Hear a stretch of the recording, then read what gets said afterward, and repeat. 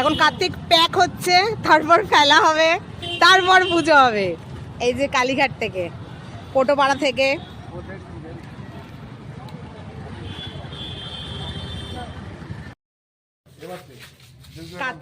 কার্তিক ফেলার আগে বোম ফাটানো হচ্ছে। এই যে বোম ফাটাচ্ছে এরা, কার্তিক তারপর ঢুকবে। চলো চলো চলো চলো চলো চলো চলো। এই যে কার্তিক ফেলা হচ্ছে।